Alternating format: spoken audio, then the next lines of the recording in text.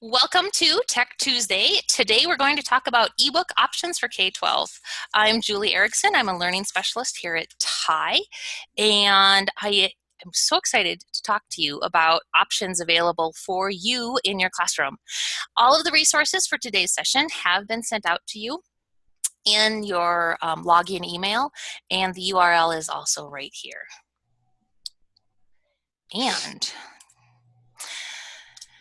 So here's what we're going to do today. We're going to real quick just look at some urban and rural legends about ebooks, just so that we're all kind of on the same page. Talk about some statistics that are out there, because you may be surprised about ebooks. Look at what the South Dakota State Library offers subscription e-resources provide for ebooks. Then we're going to look at South Dakota Titles to Go and TIE Reads, which are both Overdrive platforms that many in South Dakota have access to. And finally, we're going to spend some time looking at all the great free options that are out there for the different age levels. So let's get started. My favorite part, urban and rural legends. Every book is available in ebook form. Unfortunately, that is not true. And every book is not available in ebook form, and or you can't get it on the platform that you want. And so you be patient. The ebook publishers are getting way more open to providing ebooks out there, but I know a lot of people get Overdrive from their library and they're like, oh, I can't get the book from the author I want. Well, it's probably a publisher decision. It's not necessarily the library not purchasing your title. So just be aware of that, and no, not every book is available in ebook form. Unfortunately, you cannot interlibrary loan ebooks. And so when you see that the library down the street has an ebook, you think, oh, could I get that by interlibrary loan? No, you can't. And so ebooks are not quite the same as a physical book in that manner. Having e-readers means you have ebooks. I've seen a lot of libraries and schools, you'll get a group of Kindles or get a group of e-readers and then not have the ebooks to put on them. And so if you're thinking about buying devices to have e-readers, ebooks on, just because you have the device doesn't mean you have ebooks. And so definitely do some research before you jump in and think about what kind of ebooks you want to use and what devices would be a good device. And talking to you guys, I know you're both using iPads. iPads are great because there's apps for most of the resources, or you can just use their web browser. So iPads are a good resource to use ebooks on. You don't need the library anymore because everything is available on the internet for free. Unfortunately, that's not true, and I'm sure you guys know that. What's great about where we're at in South Dakota is the state library provides a wide range of subscription e-resources that have ebooks in them that you can use for free inside your school, and the kids can access at home with a barcode and password. And then also your public libraries. Many public libraries in South Dakota have downloadable ebooks via South Dakota Titles to Go. And at TIE, we have a professional collection called TIE Reads that are available to all TIE members. And so you have access through your library to content that you can't get for free on the internet. Every ebook works on every device. Unfortunately, that's not true. And this morning I was working with a teacher who was trying to use a PDF ebook from Overdrive. And to read a PDF ebook, it has to be on Adobe Digital Editions, which not hard to do. It's a quick download and setup, but it's just one of those things that you can read everything else in the browser, or you could send it to your Kindle, but that PDF format didn't work. So it's just something to, make sure you check into the platform you're looking at or the types of ebooks, and make sure that they're going to work on the device that you've selected for your classroom. The state library offers every ebook I need. That would be perfect in the perfect world, but no. And your library isn't going to offer, no one collection offers every ebook that you need. And that's the thing. As we go through and look at these titles today, you'll be like, oh, that's a great title. And, I wonder if it has this other title, and it won't. And so that's just a fact of life. We aren't one-to-one, so we can't do ebooks. That's not necessarily true either.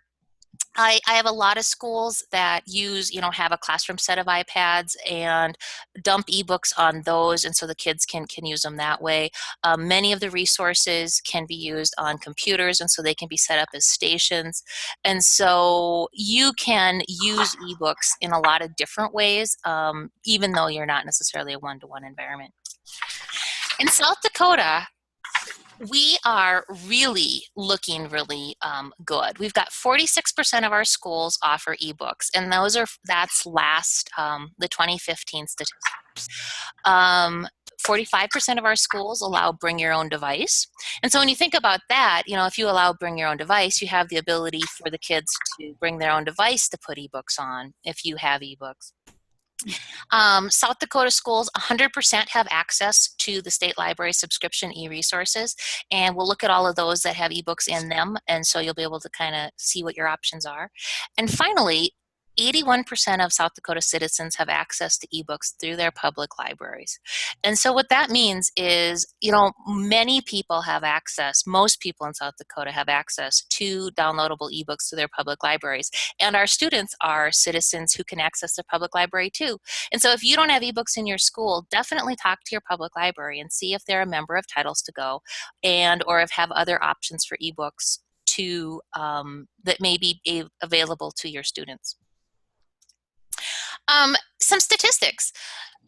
The Kids and Families Reading Report from Scholastics is a fascinating report, and they spend some time looking at kids who read and kids who've read ebooks. And in 2014, 61% of the kids had read an ebook. And it's been increasing over time, which I also think is fascinating. So more kids are accessing ebooks and reading them, and they don't have. I'm hoping they put out a new report in 2016 because I'd be anxious to see how this looks. And the percentage of kids who read ebooks at home or at school, 39% of them are reading them at home, and only 21% are reading them at school. And I think a lot of it is the one-to-one and/or access to ebooks. And so hopefully after today's webinar, you'll be able to have some more options to bring ebook reading into your classroom. So we need to do ebooks is the resounding cry. State Library has the suite of subscription e-resources, and when we look at the DIGO list of resources, which we'll switch over there in a few minutes, these resources are almost all available at home with your school's barcode and password, and every school has a barcode and password that your librarian has. It can be shared with all your students, staff, and parents, so they can access the resources. In addition, inside your school, you have direct click and go access. So when you're inside school, you don't have to worry about logging in to access the content. Best thing about it, 24/7 access, and there's the URL. It is also linked on the DIGO outliner. So here's a quick look at the e-resources for 6 through 12 plus. And there's about 5 of them that really focus on 6 through 12 plus. And we're not going to take time to go into all of them today just because of time. This is just kind of a quick overview. But you have ebooks on EBSCO, which are predominantly nonfiction ebooks, and you're going to find a lot of literature and history in there. And so those are really awesome for, upper middle school, high school, into adult. Your World Book Advanced, you're going to find the classics in there.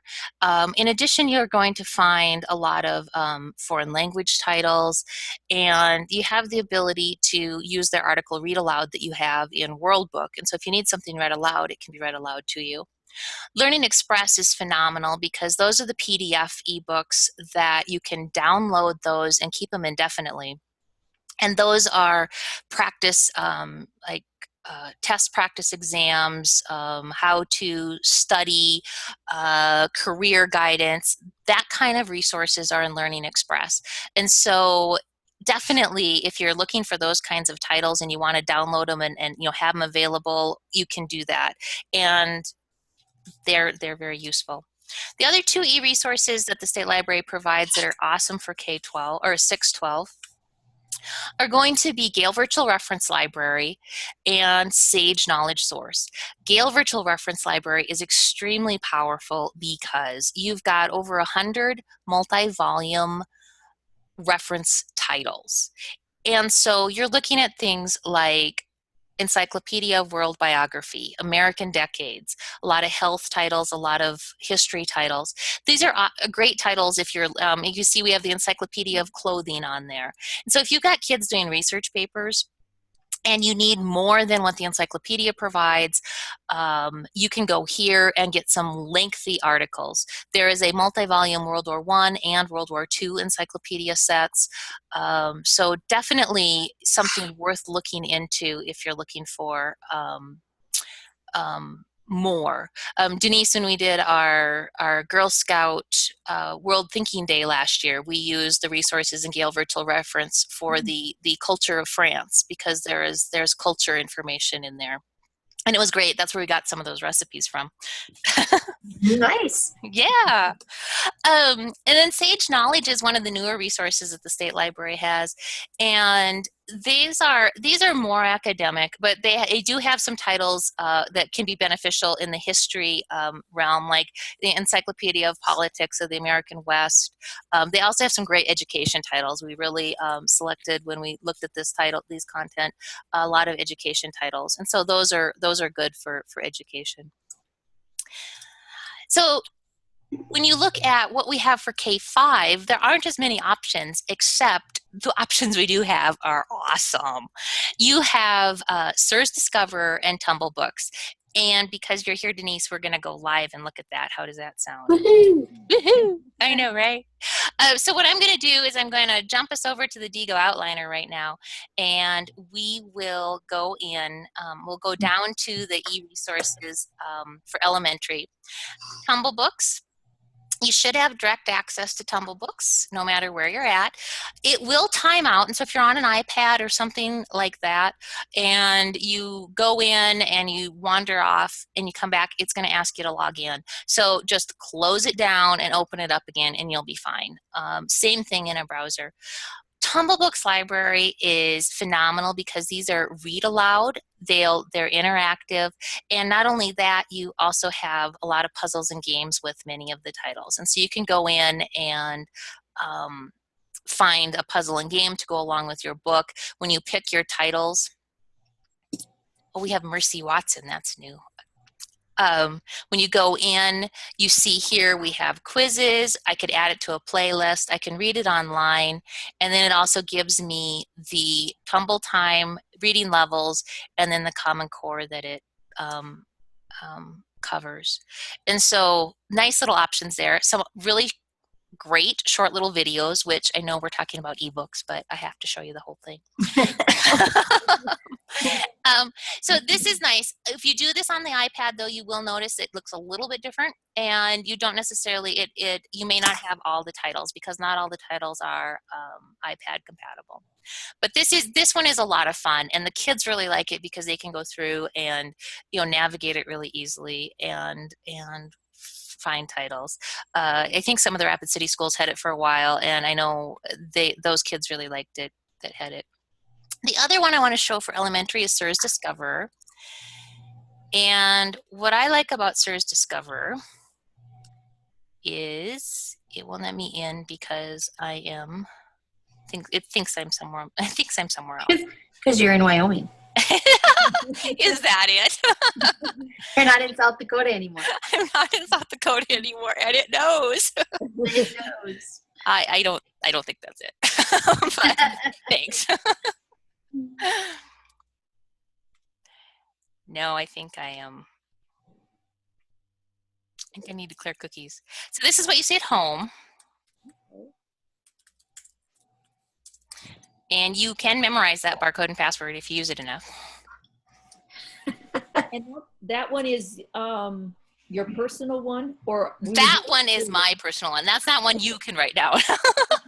Okay. Your school has one. Sorry. I can work fast. I know. But if you use it, your school's one enough, you will memorize it too. So Okay, I can good. tell you. Search Discover, fabulous resource. You know, all of these selected articles, so you have the different reading levels. They've added a couple of new things. They have animal facts, they have pro-con leading issues, and so those are nice, and they're designed for elementary. What we're here to look at today, they also have Science Fair Explorer. What we're here to look at today are the nonfiction books. And I love these books because they're PDF. You can download them. You can put them on your iPad. They do not have any digital rights management, and they just stay. And so you have DK titles, see the awesome mammal and whale DK titles.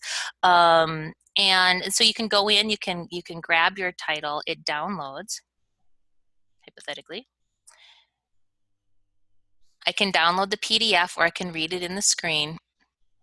And if I download the PDF when I'm on my iPad, I just say I want to open it in iBooks, and it just saves it in iBooks. And I make little bookshelves in iBooks of my different collections. Like, so I'm doing the water study, and so I download some water books and throw them in the water bookshelf, and just kind of cool. It's going to take a while because I'm in Wyoming. No, I don't know why. So you said that if you download those to an iPad, it will stay on the iPad? Indefinitely, yeah. They don't have any digital rights management, and so they do not expire. Okay. Good. Yes, and I in fact, I have one on my iPad that I keep there to show off at trainings and everything. And you also can use, you can put them on any number. You know, there's no, you know, it's like if one, you know, if you got it on one iPad, you can also put it on multiple iPads. So yeah, but it's going to take it a couple minutes to download. But I just wanted you guys to know that so you have all those great titles that you can use and put them on your iPads. And so That's nice way great. to add that. So So is those, there a site on that if I set that up in a Symbaloo and it says, because I can copy the URL, if I put them all into a Symbaloo page, is that a okay thing to do, or is there license against that? Or yeah, it's a good question. And the problem you're going to run into with that is the authentication. And it may or may not work reliably the next time you come back to the, like it says here, we can copy the URL. I'm not sure that if I come back to it, if it'll have timed out and it'll ask me to log in again. Oh, right. Okay. So you could Symbaloo the link to the state library. Right. Well, actually, and what you could do, and this is probably what I would recommend doing, is Symbaloo. Right-click on the SIRS Discover and copy that link address, and so you end up with the direct login to SIRS Discover, and so they click right into SIRS Discover, and it'll go in through authentication, and so you won't. Because if I click into SIRS Discover, then I end up getting up to this authenticated URL, which will then give me that wonky login page, not the barcode password page with the page I saw because you think I'm in Wyoming. Oh, there's our book. It's downloaded. Oh, yay. It's an eyewitness book. I love these books. So I would just copy the link off of the online resources page, you know, do a right click, copy link address, and then add that to your Symbaloo. And then when the kids come, and then when the kids click on that, it'll take them directly into SIRS Discover, and you can say, here, go to there. That's probably the best way. And that is a drawback with the subscription resources and authentication, but it's one of those things. So those are let me get back to the PowerPoint. So those are the state library e-resources that have ebooks in them. And I do, the K-5 ones are really just so fun that you probably want to use them with the upper grades too, just because you could, right? All right, the other resource that's available, not through the state library, but the state library coordinated it. It's available through your local public library. Is South Dakota Titles to Go, And this is the for teens page. There's a teens collection, there's a kids collection, and then there's the regular collection, which has everything in it. And so when you're looking at South Dakota Titles to Go, you have access to audiobooks and ebooks, and these are going to be the popular fiction books. So if your students or you have access to your library card, you can get these books. They are checked out like you would through your normal library process. And so, 1, 2, or 3 weeks, you can place them on hold if they're checked out. You can there's no fines on them. They just go away when they expire. So it's another way to add expose your kids to additional recreational reading content. And these are the libraries in South Dakota that have South Dakota Titles to Go right now. And so there is pretty good coverage. Most libraries have them, and so it's kind of exciting when you think about that. And then Ty Reads, which isn't really for your kids, this is more for you. This is all about you now, guys. Ty Reads is our professional library that Ty has.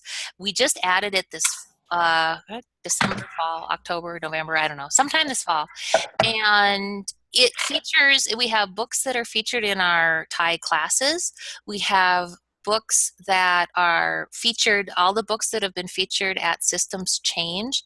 At the Systems Change conference, we give away one title, and there's generally half a dozen other titles that you're like, oh, I wish I didn't have to pick just one. So now you can go in and see all the other titles. And so you have Systems Change titles, you have Ty classes titles, you also have some technology titles for the tech coordinators. And after the roadshow, we added a Makerspaces collection. And so there's a Makerspaces collection on there too. Yeah. So some really, really good titles for you for professional development. And to access Ty Reads, you just sign up on the Digo page. You can sign up for your Ty Reads account. We'll get you set up and send you the welcome email, and then you can just log into the Ty Reads account and download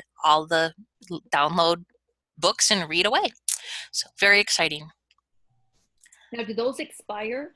The Ty Reads one do, yep. It's just like any library book. You can set your account to check them out for 1, 2, or 3 weeks, and there are no fines, so yay.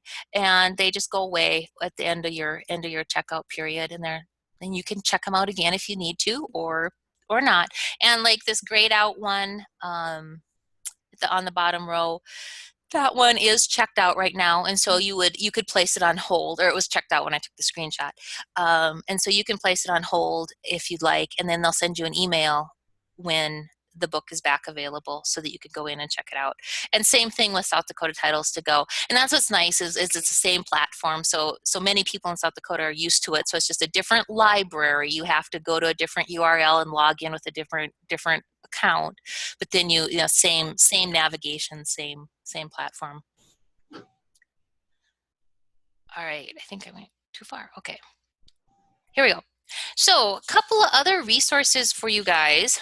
Now we're getting into this is the differentiated options. Just so a lot of people are not aware about the Braille and Talking Book Library that's available through the state library. And you can, they actually now have ebooks that you can, or audiobooks that you can download from what's called BARD, the National Library Service for the Blind and Physically Handicapped. BARD is the Braille and Audio Reading Download. And so it's a password protected site. Students can qualify for this. You would need to contact the South Dakota State Library and see. And you don't necessarily have to be blind to qualify. You can qualify for other disabilities. And so any reason that you cannot read a book, students do need a doctor's signature. So there, you would need to work with a parent to help get that qualification. But it is a great program if you have a student that is unable to read for whatever reason, and they may qualify. So it's definitely something to look into, and it's free. So you don't, it's not like you have to pay money to do it. Bookshare is part of the U.S. Department of Education, and that's also free for all qualified students. And this one you can get books with high quality text to speech. You have, you can read with digital braille or enlarged fonts. You can read directly in your browser. And so this too is definitely worth looking into if you have students that need those kinds of resources. They are available to you. And Liz, this is for you.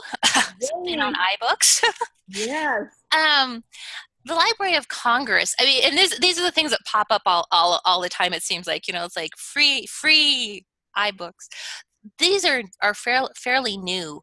They have iBooks on primary source sets, and so you have a number of primary source sets. They've got the Constitution, the Dust Bowl, Immigration, Symbols of the United States, the Harlem Renaissance, and Understanding the Cosmos. And they're integrated in interactive iBooks, and so you've got all the cool interactives that iBooks can have, and they also have teaching guides with each discovery set. So I thought this was definitely worth sharing for anybody thinking about bringing in primary sources. Oh, I love that one. Yeah. And this was new last week. I was like, yay, something something to talk about in my ebook webinar that's brand new. Press releases all over the place, open ebooks. Denise, this is what you and I were talking about on Saturday. Okay. Open ebooks. And if you go down on our DGO list, you have links here to all of it. This is launched by the, let's see, we're actually going to go there. This was launched as a cooperative to get basically to get ebooks into the hands of schools with serving children, schools and programs serving children in need. And so you do need to sign up to get a code to access the app. And it isn't a hard sign up. I went through the sign up process, but I don't technically qualify. But I didn't click on the yes, sign me up, but I did go through just to kind of see what kind of questions they ask. If you as an adult working with a Title I or Title I eligible school, if you have free and reduced lunch, I think it's at least 70% free and reduced lunch. So you can go in and say how you qualify, and then they actually send you the codes. And so, like Denise, if you've got 25 kiddos in your class and you sign up as a teacher, they would then send you 25 codes for your students. And so it could be something that you would coordinate at the school level, you could coordinate it at the classroom level. It just depends on how you want to do it. And so it's really kind of cool, and they have a lot of different resources available from national publishers. Not just, it's not just free content out there, but you're looking at Baker and Taylor, you're looking at Access 360. You've got HarperCollins, Macmillan, National Geographic, Simon & Schuster, and so lots of different titles available to use. So I think this is going to be a really exciting resource, and I can't wait to hear more about it. It's been a buzz in the library world this last week, so lots of people talking about it. So Denise, when you sign up, I want to know all about it. I will do that. All right. If you want to bring in an international flair, there is an International Children's Digital Library, and so you can bring in books from around the world in all sorts of different languages. Another one of my favorite resources is the Unite for Literacy resource, and this is out of the Colorado Library Consortium. Douglas County Libraries and Unite for Literacy have partnered, and they have more than 100 ebooks, and they're all early literacy ebooks, and so they are really well done and nice titles. And so this Unite for Literacy, and it's just freely available to go out there and check it out. This is more upper level again, but a couple of different resources for art books. You have the Metropolitan Museum of Art has now nearly 400 free art history books available for download, and they're available to download, read for free. They're easy access, and then you also can get Getty Publications download for them for free. And so, just good to know. I think most of us know about Project Gutenberg. Those are, great place to find the anything that's out of in the public domain. And then Google Books.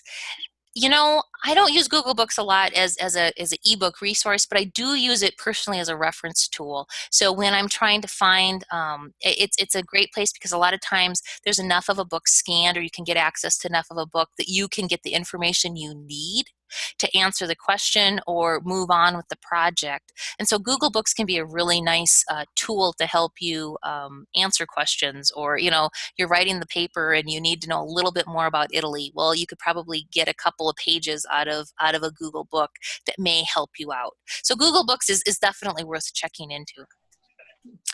And chapters will pop up with search terms, and so you can definitely find quite a bit of stuff. And then a couple of more newer ones. This one came out this fall, I believe. It's called Epic for Educators. It's only available inside the school, and it's free for educators. It's not free for at-home access, and they want parents to pay for it. So inside the school, it's great, and you can use it with your class. But at home, you can't send it for at-home access. And so I did on the Digo Outliner, which I think I've now lost.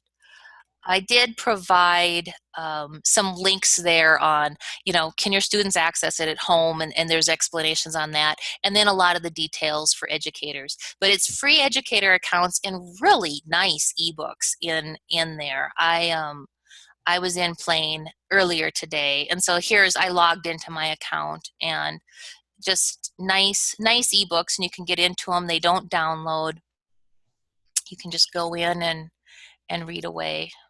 And you can set up your class, and you can do different things like that. So you have the ability to, customize it more for students. In fact, when I log in, I've set up my class. I made Tate my student. And so I can go in, I can be Tate, I can be a guest, or I can be myself. And I was able to put, I don't remember Tate's pin. But I was able to go in and create a bookshelf for Tate and add content to his bookshelf. And so then with his pin, he would be able to log in. And I'm pretty sure if I went in and managed my class, I could figure it out again. So that is the Epic one. And the other brand new one that I just learned about this week is Zing. And Zing is actually, that was kind of cool too. What's the deal with Zing is, as a teacher, you need to create your account. Then you all need to add books to your bookshelf, and then you can go in and I can't even talk. Then you can actually go in and do the you can assign students to it. So you can create a class in there and assign students, but you have to create your bookshelf ahead of time. I am going to tell you, when you create your account and you first log in, it's going to tell you that, it's going to ask, do you want to do this $10 upgrade? At the very bottom in the fine print, you can say bypass. And so, I just bypassed it. You don't have to do it, but it does kind of get you there because it makes it look like you need to do that upgrade. So that one's been a fun one too, and they have some nice titles there. What grades would you say for that one, Julie? I don't remember. Let's see what Richard Byrne has to say about it, because he'll be able to answer that question. He did a really nice review on it. Oh, okay. Yep. Oh, and he doesn't answer that question. That's okay too. I can watch his video. Okay. Yep. I played with it and I looked at it, and I don't remember. Look And it at doesn't seem to want to let me log in right now, but that's because Wyoming, right? No.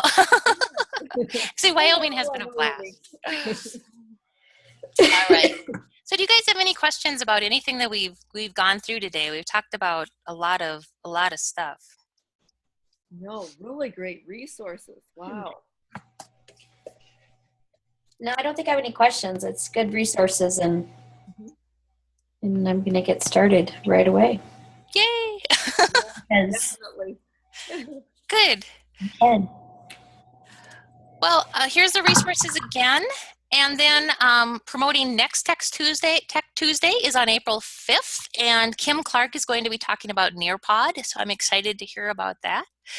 And also just a quick reminder, the TIE conference is coming up April 10th to the 12th in Sioux Falls. So hope to see you.